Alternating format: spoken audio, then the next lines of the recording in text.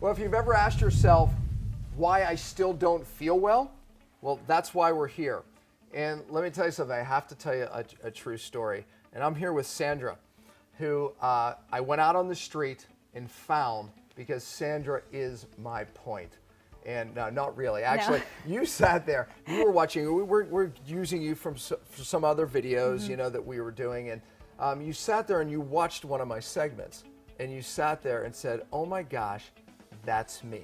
I was showing how the cell, you know, communicates with the, you know, the hormones can't communicate with the cell because of cellular inflammation. And literally, I came off the stage and she was basically like, oh my gosh, that's me. I was mind blown. Yeah. Mind blown at what I was listening to, because so much of what you were talking about is what I am experiencing on a daily basis. Yeah. Yeah, you made my point. And I kept saying, yeah, of course, your hair is falling out. Of course. And how old are you, Sandra? I'm 31. 31. 31. Yeah. Yeah. And let me tell you something, you know, what I had said to you is after you told my story, and you're going to tell them, I said, this is the epidemic. You know, this is what, you know, you would look at Sandra and say, she's healthy. Matter of fact, Sandra, you're a health coach, right? I am. Yeah. Dance teacher, yoga instructor. You exercise? Exercise every day. You told me your diet, you eat better than most people that I know, right? So you exercise and you said, well, but gosh, I can't lose this weight now that I said, you know. Correct, she looks like she doesn't need to lose weight, but believe me, I was there. When I was sick, I put on weight where I knew it was and something was wrong. And you said, doesn't matter how much I exercise, doesn't matter how I eat, I can't lose it. It's getting worse. I can't lose it, and I don't feel well. And I think that's the biggest thing. That's the biggest thing. You know, people, we all look different and we all have different shapes and sizes, and it's less about like what you look like, I believe, and more about what you feel like from the inside out. Yeah. And so. Well, tell them how you feel, because that is what you focused on. Yes. So a year ago, I was diagnosed with Hashimoto's, which is a thyroid disease, and I knew nothing about thyroid problems at the time. I was losing my hair, no energy, foggy brain, unexplained weight gain. Okay, you see why? I don't remember back on some of those videos, I talked about all those things. And so it's been a process, and a year later, some things have gotten better, but I still have the disease. I'm still experiencing, you know, weight issues and foggy brain issues, and your hair's falling out? My hair, it started growing back and then it stopped again. And so it's just really discouraging, and I deal with people every day trying to help them feel better, and you know, it's a very frustrating process knowing that like I'm taking natural supplements and, you know, doing everything. What are you taking? Because this is, when she told me what she was taking, I said, of course you are, because this is what everyone's taking. Tell me what you're taking. I take a thyroid medication, Thyroid, which is a more natural form. It is a better thyroid, but we'll talk about that. Go ahead. And I take a multivitamin, a probiotic. Of course she does. Of course she does. Biotin, vitamin D3. Of course she does. I take supplements for my adrenals. Of course, she addressed the adrenals. Remember I said I was dressing my thyroid and my adrenals, and a probiotic, And a I probiotic, bet? yep. Probiotic. I mean, I have about 12 to 15 supplements I take a day. Did we take up at the fish oil? She's taking fish oil. Yeah, I know she's fish taking oil. fish oil. Of course you are. Yes. Yeah. So the point is most people are taking all of those things. DHEA is another one. That's because fish my oil, testosterone- basically. Is that okay? Yeah. Oh, DHEA. That's the hormone. Yeah, that's the that helps the hormone. hormone. So Yep. you're taking hormone cream, thyroid. You're taking fish oil. So she's taking these things that most people are taking. I think the thing that struck you the most is when I drew the cell. I talked about thyroid hormone not getting its message in the cell, and it doesn't matter how much of these things you take. If its message isn't getting in the cell, you're going, oh my God, yeah, that's me. Yes. Yeah. The biggest thing when you were drawing out that example was how you were saying the good can't get in and the bad can't get out. Right. And on a cellular level, it made so much sense to me when I was listening to what you were saying, because it finally brought things full circle for me as to why I can't feel better. Yeah, no doubt. Yeah, and cellular detox I bet you've done a lot of different detoxes. I have. I have. I'm telling you, folks, I didn't make this up. She literally was really sitting here. I said I couldn't have found you on the street any better. I would have put out an article, an ad looking for a you. There's so many of you, but here you are. So God is that good. So what type of detox have you done? I'm just curious. Mostly food-oriented detoxes. So juicing, cleansing, yeah. And it's helped, but the problem is the sustainability. It can always, it's almost like a short-term fix to a long-term problem, I mean, I was told that I will have thyroid disease my whole life and I will have to take thyroid medication my whole life. And that's not something I'm comfortable with. You know, you didn't probably see this video, they have, but I talked about how most of those things are downstream from getting to the cell. And you saw that. I mean, you watched that little clip and you said, oh my gosh, I haven't got to the cell. And that's true. You know, you told them, told me, I'm sorry, before we got on here, Yes. about where it all started. You started going to doctors. Tell them that experience, because did. they've experienced that. Yes, so I started with traditional medicine, and I was seeing, you know, great physicians, but they were not helping me, and they wanted to treat symptoms, and I knew there was a deeper problem. There was a point in time where I was getting all of these rashes all over my face. Went to the top dermatologists in the city. They said, it's your makeup, and I'm like, there's no way this is my makeup. And I went through this process of basically self-diagnosing myself to realize that, like, when I stopped eating a certain way, those rashes would go away. So then I went on the course of a naturopathic doctor, of whom I love and I've had more success with, but there are still these underlying things. Right. So, you know, just because I said, oh, that's one of the suggestions we make. You took away gluten, right? I did. So I you took away exchanged the grains you were eating. You said I was eating quinoa and brown rice Yes. instead of some of the other grains. Right. Right. And I mean, no pasta, white rice, you know, white rice is gone. And no then the breads. rashes went away. Just that one shift. Yes. At least that went away. Okay, see folks, I mean, look, diet is a part of this. However, the diet's only a part of this, because you can see you still aren't where you should be, Correct. obviously. Correct. You know, and that's where you said, oh my gosh, no one's ever brought me to the cell. All right, so I want to bring you to the board. Okay. I tell them Let's do it. anything that's really important, I Yeah. bring to the board, because I really want you to understand it. And then I want you to, like, we'll kind of just talk about it. Sure. I want you to ask me questions, because questions you have, they're going to have. So let's go to the board. Okay, Sandra, we're at the board. Yes. This is where the magic happens. Actually, this is what you saw first. This is what I saw that Exactly. changed my life in this So, moment. we bring them into the cell. You know, I mean, this is where it is. I mean, you know, we say that, you know, true detoxification has to occur at the cell. And I have a saying, I don't think you heard it, but if, you know, you won't get well until you fix the cell. And in I like that. her case, yeah, exactly. You're not going to get well till you fix the cell. You're not going to get well till you detox the cell. You know, and you've done a lot of things. Matter of fact, I loved it because you did everything that they did, right? I mean, Yep. you're taking all the same things. You know, and when I draw the cell, I draw the hormone receptors. You know, and part of this understanding is, you know, we can have hormones, we can take hormones, but the problem is when the hormone can't get its message in the cell, it doesn't matter. You're taking, what you said you're taking nature's thyroid? Nature thyroid, yes. Nature thyroid, which is better than most thyroids. It's more of a natural one. However, it doesn't matter because, again, I gave the example that you heard, pouring gasoline on the car, right? It's like, no, you have to get the gas in the car. But when these receptors are blunted because toxins come in, and they literally blunt those receptors, drive inflammation. Now the thyroid can't get its message in the cell. And I want to bring up, for your sake, for her sake, a couple other points. Because I said, you know, this is why people get sick. I'm going to come back to this example in a minute. Okay. But I want to bring another example. I'm going to do a really bad job of drawing a stool. Camera guy just said, man, he draws perfect circles, but that one wasn't so good. Now that one's meant to be an oval. Okay, so this is a stool, a three-legged stool, right? Have you ever heard the analogy of a three-legged stool? No. Really? Okay, is it just me? No. No, okay, the analogy is this. You're gonna be like, oh, of course. If I take one leg away, what happens to the stool? Okay, gotcha. All right, so basically all three legs have to be there for Yes. it to be stable. Okay, this is, I think, a great analogy for how you ended up where you are. Yes. Okay, and possibly them. So, and also, but it's also the solution too, okay? So, you said Hashimoto's, right? Yes. So you have an autoimmune disease, okay? Autoimmune disease. That means your own body's attacking itself. Correct. Okay, you got that. So whether it's attacking the thyroid, whether it's attacking the receptor on the cell, whether it's attacking the hormone, multiple places the body can attack. This is actually a massive epidemic. As a matter of fact, most people have autoimmune where their body's creating the cellular inflammation and they Okay. don't know it. And they're just not diagnosed until years down the road because the testing is in the stone ages for autoimmune. So many people today, I mean, there's estimates that are really scary. 70-80% of the population has some type of autoimmune. I have a quick question. I was told when I was diagnosed that it could be genetic and that also I'm of Lebanese descent and that Lebanese women are prone to the thyroid And it's true. So are these things accurate? Okay, but here's the thing. You know, first of all, the old dogma was your genes caused your disease. They got this education, you didn't.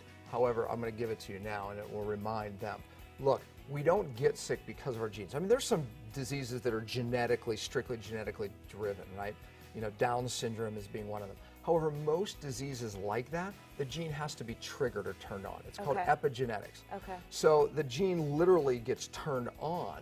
The number one thing that changes genes being turned on is toxins. And I told them about a Stanford University study where they actually took certain toxins, BPA, which most women get exposed to in cosmetics, and it triggered the gene in mice called the agouti gene that caused them to gain weight. And it didn't matter how much they exercised, Wow. and it didn't matter what they ate. So that's what's happening today. And by the way, it also changed their coat color. You know, so it affected their thyroid, it affected their skin, it affected their hair. But the point is genes get turned on, and you made my point without even knowing it. So that gene got triggered. That didn't mean that you would get it automatically. It had to be triggered. Does that make sense? It makes so much sense. Okay, all right. So one of the legs of the stool is the gene, okay? Gene getting, and I'm just gonna write triggered, okay? The gene gets triggered or turned on, okay? Okay. So I'll put DNA up here just so people know that too, okay? Okay. Epigenetics gene. So one of the legs of the stool is something gets turned on. So that gene got turned on. But then we have to ask ourselves, go ahead, you had a question. Did it get turned on by something I was doing to my body? No doubt, but unknowingly. Okay. You know, meaning that you were exposed to toxins. If your mom had silver fillings, did she have silver fillings? I'm not sure. Okay, Yeah. but let's say she did. And let's just say mom does. had other. Okay, No, yeah. let's say she had other toxins. In utero, you got that. So you saw me do the bucket. Remember the did. bucket, right? And the bucket fills up. Okay, the bucket fills up with toxins from the time we're little. And then eventually we get that one stressor. Warren said he got a whiplash, subluxated his neck, and then boom, he got sick. But he had mercury toxicity because he was cleaning up mines and he was overloaded with mercury. Also, he was living in a house that had mold in it, so he had major sources, and then all of a sudden Warren's bucket overflowed. So here's the point I want to make. Stressors, okay? Stressors, physical, chemical, or emotional, that's really important. Fill the bucket, cause it to overflow. I'm going to make it more scientific. The stressors trigger the gene. That makes so much sense. Yeah. So in other words, you did things physically, chemically, and emotionally. A bucket fills, and boom, you turn on a gene. And now you're expressing that thyroid condition. So your genes didn't make you sick. I remember some years ago, Time magazine had a great thing. It said, your DNA is not your destiny. So all these scientists, the old dogma was, you got sick because of your genes. It's just genetic. No, we know that's not true. We know that the gene actually gets turned on or triggered. So your DNA is not your destiny. I've got news for you. Lebanese people aren't weaker. As a matter of fact, I would argue the opposite. This is a tough, you know, beautiful people. Yeah.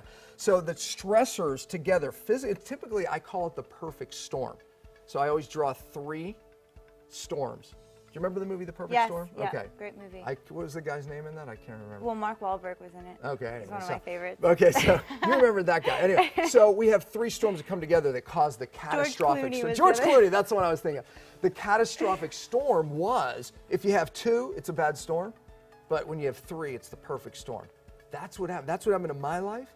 Okay. Man, when that hit, my life fell apart. Even the discouraging, when I was told I have a disease, it was like mentally, I'm like, They told you had a disease forever, they told you. yes, I will have to take this medication forever.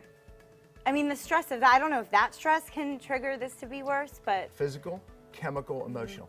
Subluxation in the neck. Yep. That's why you're in the office you're in, perhaps. That's one stressor. Add the chemical, add an emotional. So we'll do it this way. We'll do physical, chemical, and emotional. Makes so much sense. You know what I see? I discuss this with people all the time, every day almost, you know, where they're saying, well, you know, this was happening in my life. And so when did your chronic fatigue start? Well, you know, honestly, it was after my husband left, or my child got sick, or, you know, they talk about an emotional stressor. You know, Warren said it happened after a whiplash, or a physical stressor. They had the chemical stuff bioaccumulating. Their bucket was filling their whole life. Yep. But it wasn't until they added one more. I quit my job and I redirected things, and that's when it started. Exactly. It was the one more. So Yeah. was it that? No. I remember years ago they said whiplashes cause, you know, fibromyalgia. Well, many people get whiplashes. They don't get fibromyalgia. No. It's whiplash with the chemicals that have been bioaccumulating, Yep. you know, all these other stressors come together, the bottom falls out. But really, scientifically, what happens, the gene gets turned on. Okay. And we all have, hers is thyroid, you know, but yours may be something else. But once that's triggered, boom. And I've got to tell you, we know science shows that we can turn off that gene. And you didn't see that video, but I will watch it, though. Oh, yes, you will. My 5 R's is a roadmap to fixing the cell. When you fix the cell, we know that that's able to turn off those bad genes. So your genes can be turned off.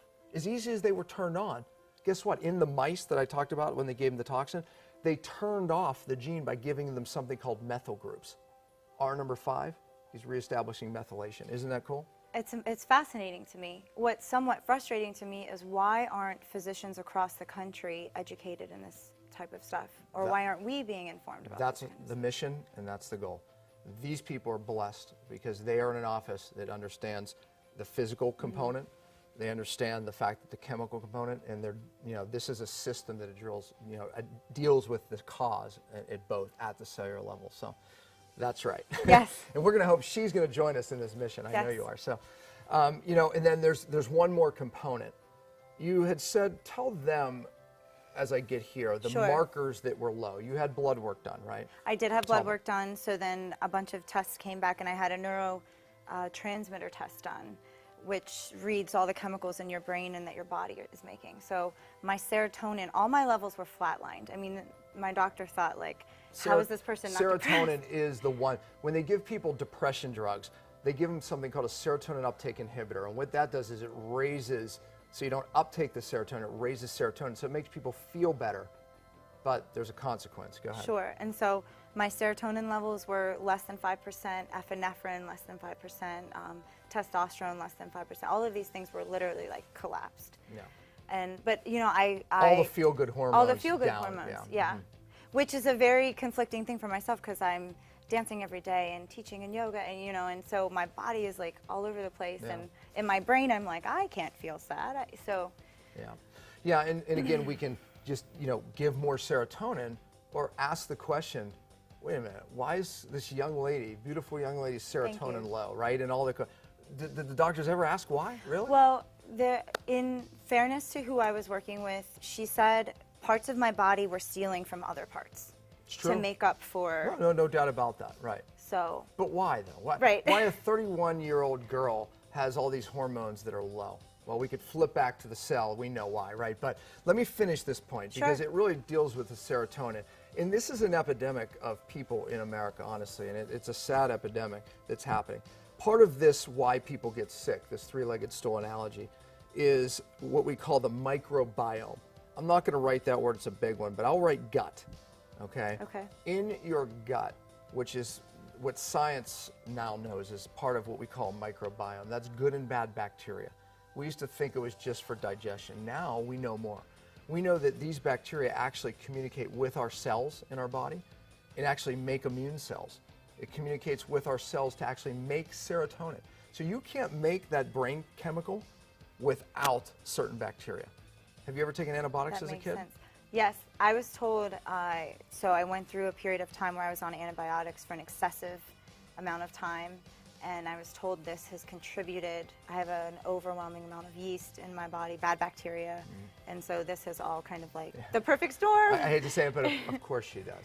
Yeah. You know, because see, we grew up in this generation that I'm 50, you're 31, so definitely my generation, where they wanted to throw antibiotics at everything. Everything. Yeah, and you know, is there a time and is there a place? You know, I think we would argue yes, a time and a place, but every strep throat, every earache, what we've caused is a disruption in the gut, in this microbiome.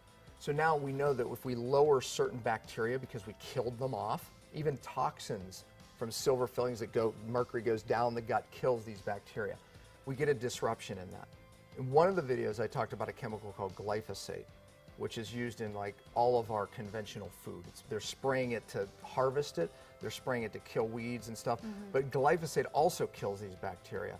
And when you do, it now interferes with the chemicals your brain needs to function. So when you kill bacteria here, believe it or not, now you can't make the chemicals or the neurotransmitters. You said I had a neurotransmitter test, you got excited. Yeah. Yeah, so you now don't make those neurotransmitters, those chemicals your brain needs to function. This is a big part of the autoimmune. Follow this. Okay, follow this. Here's the deal. Stick with us. Yeah, stick with this. So certain bacteria get destroyed, okay? These bacteria make a certain immune cell called a T regulatory cell. That immune cell's job is to tell your immune system it's okay to back off. That's opposite of autoimmune, right? In other words, her immune system's not getting the message to back off, so it's driving the inflammation process. Correct. With these bacteria in the gut, they communicate, they literally make these cells called T regulatory cells. So if you don't have enough of those bacteria, you don't make the T regulatory cells, and your immune system's always in hyperdrive. Now, hers is autoimmune. Yours might be some type of allergy, hay fever, food allergy. And this is an epidemic. Kids allergic to every food, everything on the planet. This microbiome is part of it. And by the way, we know that if we can get these bacteria, not just a regular probiotic, so you're in the right place, we can also turn off those bad genes, you see. So the stressor, certain bacteria being missing can actually trigger genes too. But when we reestablish them, we can also get the immune system to back off. We can turn off certain genes. So you see, this is how you got there. Right. This has been disrupted. A regular probiotic is not going to be necessary to fix it. All these things that we do, getting rid of the toxins, getting rid of the stressors, this is what you need. We need to go upstream. And the fact that there's a cure is what blows my mind. Well, you know, the body's the only thing that cures, honestly. I mean, I always say, you know, I don't cure anything. The doctors in their office don't cure anything. The body has the ability to do that, right? So there's no supplement, there's no drug that cures. But when we remove the interference, the body does the healing. Doesn't that make sense? Yeah, that makes sense to me. I want to bring you to, I said I was going to bring you back here, and this is my final point, but it's a really important one. And it's because of what we talked about. T3 is the active hormone. Right. Okay, I'm going to draw it this way. T4 is typically the hormones that most people get from their doctor. Okay, so T4 is typically the one. That's the synthroid, the thyroxine. Okay. Well, T4 has to convert to T3.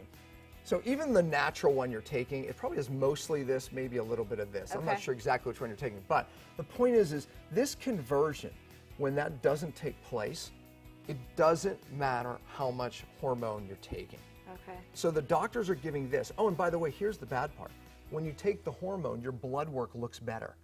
So you go to, they give you the hormone, and then they measure your blood, and they go, look, it's working. And you're going, no, I don't feel any better. Right. Yeah, it's because either of the hormone's not getting in the cell, which is part of it. We talked about that. But sometimes the conversion's not working. Okay. So, you know, did your doctor, you know, look at your liver function, because that's where the conversion's made. Even low selenium levels can have to do with that. Methylation that we talked about, R5, has to do with that conversion. So that conversion has to be made.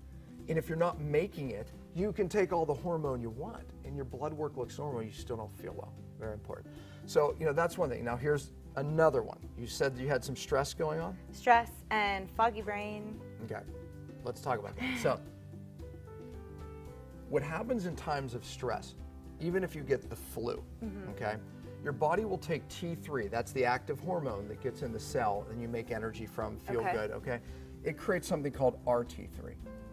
Reverse T3 is designed to convert in times of stress, the T3 that makes you have energy, to RT3. RT3 literally blocks the thyroid, the T3. Wow, It blocks it because it has the ability to bind to the same receptor, okay? So the RT3 in times of stress comes in, it gets produced, so it's shunted that way. Instead of making more T3, it makes more RT3. RT3 takes up the receptor and purposely blocks the T3 while you're sick or challenged. Why? Because it wants to conserve energy for healing.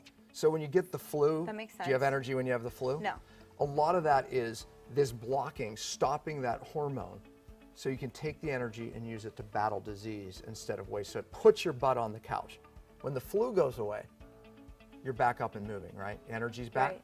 Now RT3 is not being made as much, and now it's moving towards the T3, and now you have energy again. But what if the stress is chronic? Chemically? Right. Emotionally or physically. Chronic, you know, meaning that you're always emotionally stressed, or you've bioaccumulated so many toxins that now you're producing too much RT3. I don't know if the RT3 is your issue. It's actually called, RT3 dominance, or, where someone's moving in that direction. Stress can literally cause that chronic stress. It could be the fact that the membrane's inflamed. It's typically a combination, but RT3 dominance, many people have just even due to stress. But I think my point is that doctors really don't ever ask the question of why. Toxic livers, it interferes with that conversion. Toxic cells interfere with the hormone getting in. And people take hormones, their blood work looks better, but they don't feel better. Ultimately, it is about detoxing the cell. You're actually getting teary-eyed, actually. No, it's because there's like light at the end of the tunnel. Yeah. So it's amazing. And yeah, no, this is a real message, and you kind of made me get a little emotional, so I can't pull back here, but it is, and that's the passion, that I have, because it's not about taking more hormones. It's not about, you're going to kill me here. I don't even know if I can finish, but it is about getting to the cell, and you know what? You'll get your life back, honestly, when you get to the cell. Thank you so much. Every bit of that makes a difference. So there you have it, no doubt about it. So. Thank you. Yeah, you're welcome. Absolutely. So there it is.